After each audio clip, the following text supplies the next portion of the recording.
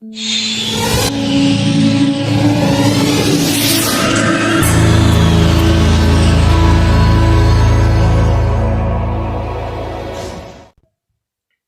everyone, I am Giselle Tijano, and our content for today's video is about how to preserve a good Filipino values. What is values? Values is a degree of importance of something or action, with the aim of determining which actions are best to do or what way is the best to live, or to describe the significance of different actions. Values reflect our sense of right and wrong. They help us to grow and develop. They help us to create the future we want. The decisions we make every day are a reflection of our values. Good morals and values start at home, and a uniform won't change that.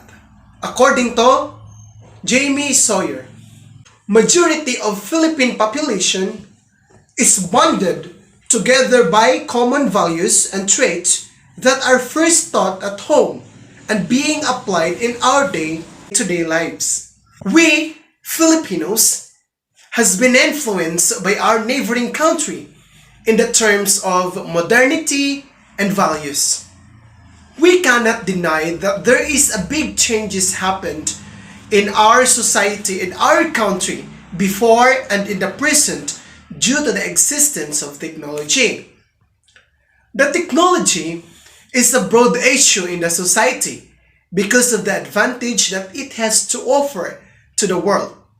But let us focus on how it killed the common good Filipino values that we must be preserved for today's generation. What are the examples of good Filipino values?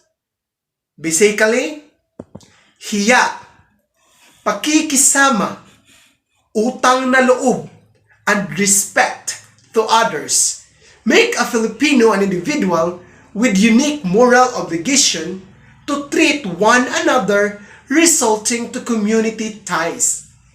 These values make Filipinos friendly, hospitable, polite, and loyal. In brief, the Filipino core values influence how they behave in any situation. But for today's generation, it gives a big difference as what we can observe. The children, they don't know how to respect elders. When we met a person at night, we must say, magandang gabi or maayong gabi. But now I found it very rare. The children is very disrespectful.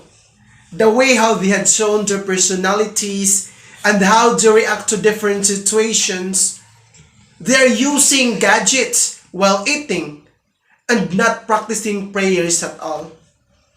They interrupt to elders while talking, and the saddest of them all is being disrespectful to their parents. Now, let me ask you, can we recover those practices and values that has been slowly faded in the present? Is it acceptable for today's generation using the same values that we had before? Is preserving good values can save the world? To preserve our good Filipino values, let's start with giving importance to our families. We are known for having strong and close family ties. We place high regard and put importance on our family before anything else. We work all day and do all what we can to feed and provide to our family. Next is, let's practice respect. One of the precious things Filipinos must have is that being respectful. Some ways to show respect are the use of po at opo, pagmamano, or putting the back of the elder's hand on your forehead, and calling our older siblings or elders ate or kuya. Another one is helping each others. Let's stop selfishness and let's open our arms to all the Filipinos who really needs our help.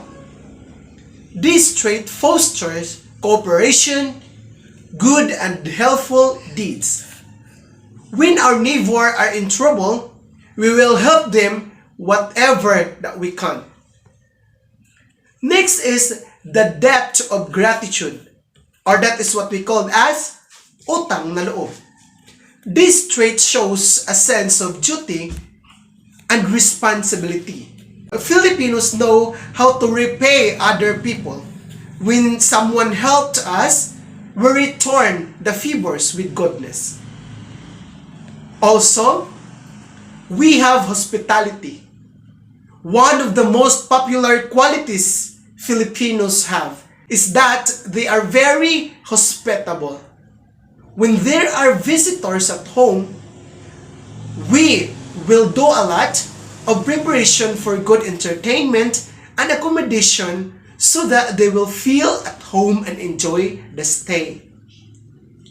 When there is an occasion at home, there are a lot of food and you can expect to have takeout or pabalot after the event.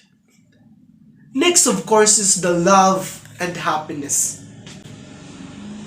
In a Filipino family, our parents usually cook for us. That's one of the ways on how they show their love. Also, through good and bad times, Filipinos always find a way to smile and be happy. Whatever the problem is, we are always reminded that our family is always there to love and support us no matter what. The most important of all, of course, is God-fearing. Though we Filipinos belong to different religious groups, we all have God in our center. These are the Filipino values that must be acquired by the younger generation today. If we are accompanied by those, there is a big chance that the world is in peace. All of us will develop and we have this true intimacy. Filipino values serve as our guide not only on our performance in rendering direct patient care.